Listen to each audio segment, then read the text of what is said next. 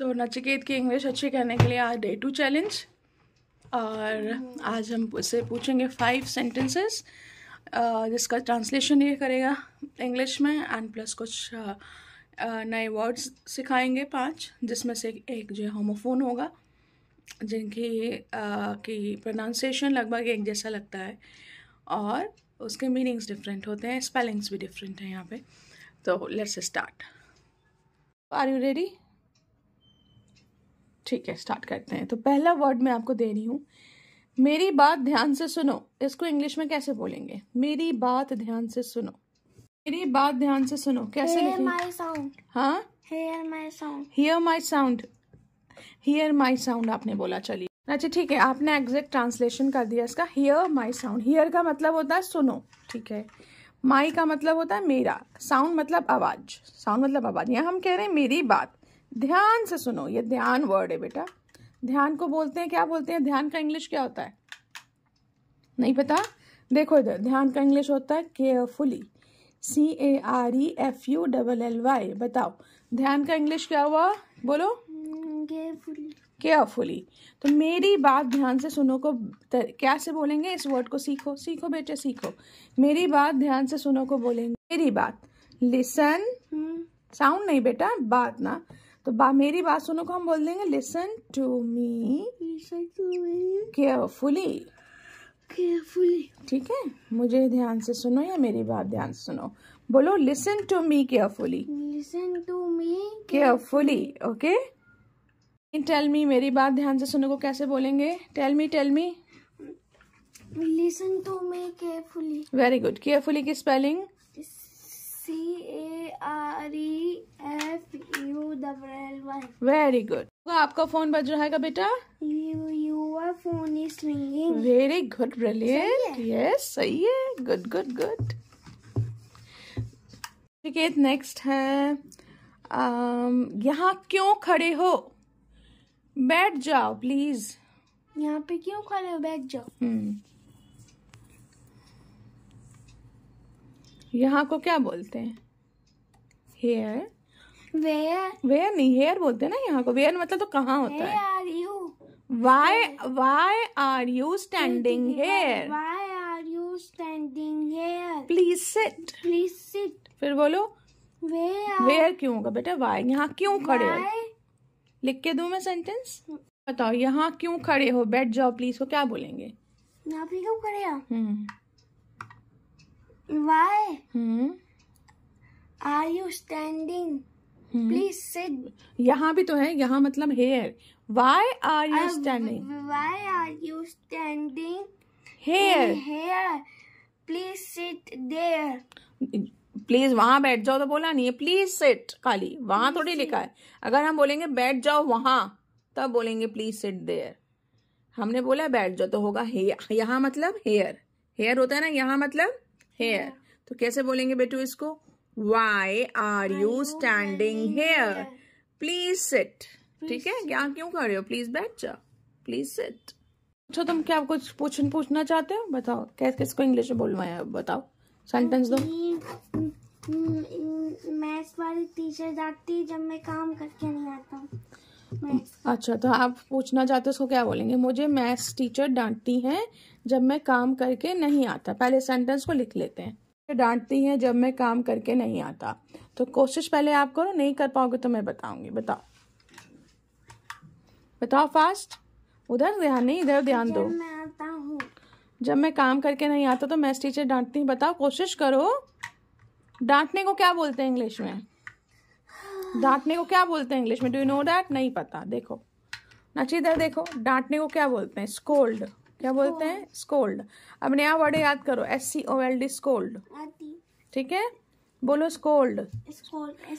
हाँ, तो इसको कैसे बनाएंगे? मुझे मैथ्स टीचर डांटती हैं जब मैं काम करके नहीं आता। जब को बोलेंगे व्हेन, ठीक है। मुझे को बोलेंगे मी।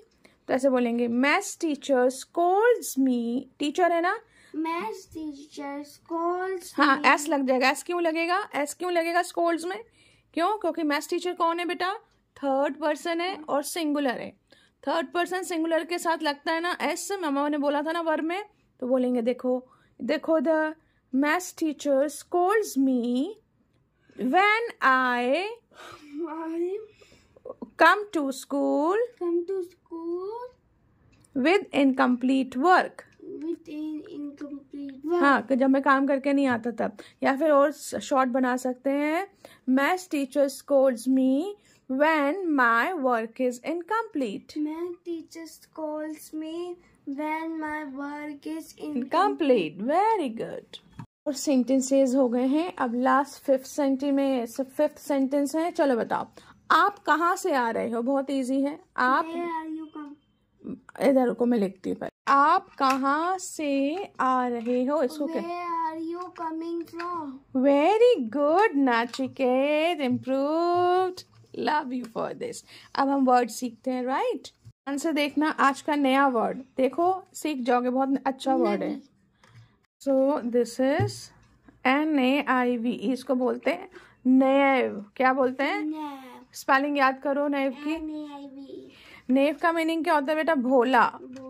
बेवकूफ के लिए भी यूज होता है. बचपना जैसा होता है जिसके अंदर, जो बहुत सिंपल होता है. Simple by nature. Okay, innocent होता है. ठीक है. जैसे एग्जाम्पल, जैसे कुछ लोग होते हैं ना जो बहुत सीधे होते हैं, बहुत सिंपल, उन्हें जो कह दो वो विश्वास कर लेते हैं.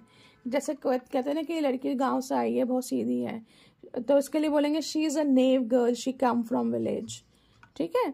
गांव के लोग अक्सर सीधे होते हैं. अब तो पता नहीं, पहले बहुत सीधे होते थे क्योंकि वो शहर वाले लोगों की तरह तेज नहीं होते थे. राइट. और मम्मी पापा तो अब यहाँ शहर में रह गए हैं ना, तो हो गए हैं. वैसे पहले की बात बता रही हूँ. या कोई जो ज़्यादा बाहर नहीं निकला होता वो भी नेव होता है. उसको जो बोल दे वो विश्वास कर लेता है, बेवकूफ़ बन जाता है. तो क्या बोलते हैं? नेव. सिंपल जो होता है उसको भी नेव बोलते हैं. जैसे कि devotees are naive by nature. Devotees भी नेव होते हैं. ठीक है. वो भी इनोसेंट होते हैं. ठीक है बच्चों. नेव का मतलब समझे क्या होता है? बोलो इधर, मम्मा को देखो. जो सीधे साधे होते हैं. राइट. एक सेंटेंस बनाओ जरा नेव का, fast. This girl is knave by nature. Good. Second word is betu gather. GATHER. gather की पहले स्पेलिंग याद करके सुनाओ मुझे. gather की सुनाओ. GATHER. gather का मतलब पता है? नहीं. gather मतलब होता है मेरा इकट्ठा होना. ठीक है. जैसे टीचर आपको बोलेगी असेंबली है. ओके. सो आप नीचे हॉल में इकट्ठे हो जाओ, तो टीचर बोलेगी. एक एग्जाम्पल, चलो कहीं भी, और ऑडिटोरियम, कहीं भी खड़े हो. गैदर का मतलब सुनो. जैसे कि for example, students assembly is going to start, go and gather in auditorium. Okay. Gather समझे बेटा? गैदर. तो जैसे अब गैदर तो हो गया आपका नाउन. ठीक है. अब तो इसको ऐसे भी लिख सकते हैं. देखो, so much of gathering is there in the hall. Gathering मतलब बहुत भीड़ है. ठीक है. गैदरिंग समझ गए? गैदर मतलब समझ गए? इकट्ठा होना. चलिए अब आगे. Next word. अब नची नेक्स्ट वर्ड है इंक्लूड. देखो, INCLUDE. इंक्लूड का मतलब क्या होता है? मिला लेना, शामिल करना. क्या होता है इंक्लूड मतलब? शामिल करना. ठीक है. जैसे कि नचे अपनी स्टडीज में मैथ्स को भी इंक्लूड करेंगे, डेली मैथ्स भी करेंगे. नचे टेबल को इंक्लूड करना है हमें. ठीक है. समझ गए? इंक्लूड मतलब मिलाना, शामिल करना. नचे अपनी डाइट में सैलेड्स को इंक्लूड करो. ठीक है. नचे include salads in your diet. नचे include protein in your diet. Okay. Include मतलब समझ गए? मिलाना. ठीक है. इंक्लूड मतलब स्पेलिंग बताओ इंक्लूड की. INCLUED. याद करो, गलत. इंक्लूड की स्पेलिंग INCLUED. फिर INCLUDE. क्या हुआ? इंक्लूड मतलब नहीं बोला. शामिल करना बच्चे. मिलाना. जिस कहेंगे ना कि अपनी टीम में इस बच्चे को भी इंक्लूड करो. है ना? Include Nachiketa in your team. Chapter 2 is also included in your syllabus. Okay? समझ गए? No. अब include का अपोजिट है बेटा exclude. IN की जगह EX लग जाएगा. सुनाओ exclude की स्पेलिंग. ES. हाँ. CLU. DE. हाँ, क्या हुआ? एक्सक्लूड। एक्सक्लूड का मतलब क्या है? इंक्लूड का मतलब तो होता है ले लेना, मिला लेना। एक्सक्लूड मतलब छोड़ देना। क्या होता है एक्सक्लूड का मतलब? मम्मा को देखो ना। हाँ, एक्सक्लूड मतलब छोड़ देना।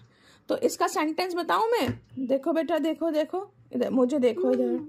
जैसे कि he has excluded the white T shirt from uniform. जैसे कि उसने वाइट टी शर्ट छोड़ दी है यूनिफॉर्म से। एवरीबडी वॉज इन्वाइटेड एक्सक्लूडिंग मी। हर कोई किसी को बुलाया था मुझे छोड़कर। समझ गए? Excluding me, everybody was invited. Okay, तो है दोनों होमोफोन्स, एक जैसे आवाज आती है। एक्सेप्ट है एक, और एक है एक्सेप्ट। देखो दोनों में CEPT है, ठीक है, दोनों में CEPT है। इसमें AC है आगे, इसमें EX है आगे। अब एक्सेप्ट और एक्सेप्ट की स्पेलिंग याद कर लो। सुनाओ पहले, एक्सेप्ट सुनाओ। ACEPT। CEPT सब में, ACC। ACCEPT। एक्सेप्ट दूसरा,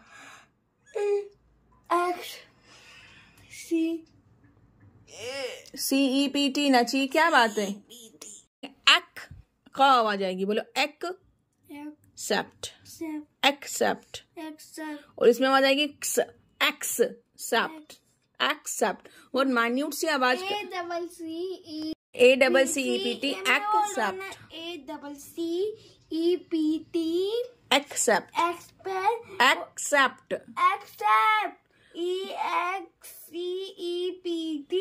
एक्सेप्ट, एक्सेप्ट। ठीक है दोनों। अब एक्सेप्ट का मतलब जो ACC होता है, इसका क्या मीनिंग होता है? हमने ये एक्सेप्ट कर लिया ऑर्डर। स्वीकार, स्वीकार। ठीक है, कहते हैं ना God kindly accept my prayer.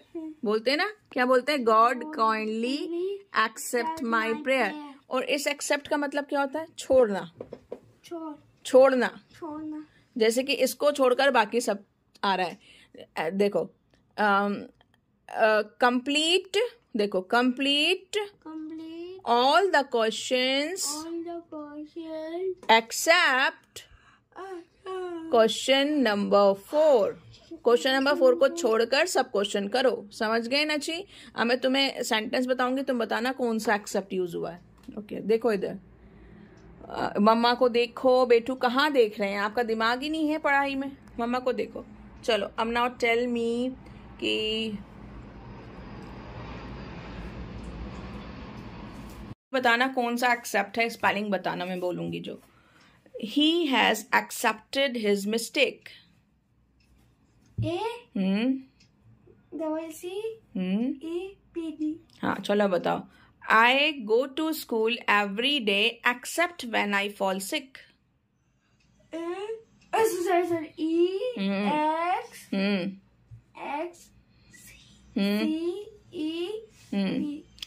PT। तो इसका मतलब क्या हुआ? मैं सब दिन स्कूल जाता हूँ, उस दिन छोड़कर जब मैं बीमार होता हूँ। ठीक है, आप बताना। He accepted the invitation to the party.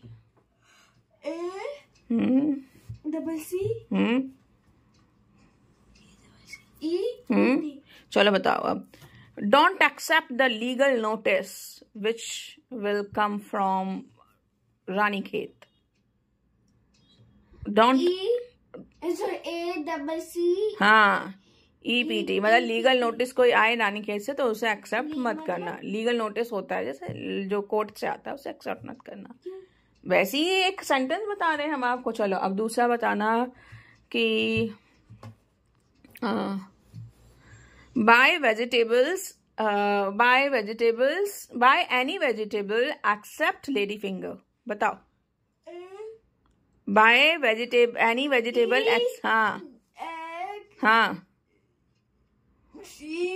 PT मतलब सारी वेजिटेबल्स ला सकते हो सिर्फ भिंडी को छोड़कर। ठीक है, अब बोलता हूँ I love all the dishes except namak para. बताओ आप कौन सा एक्सेप्ट आएगा?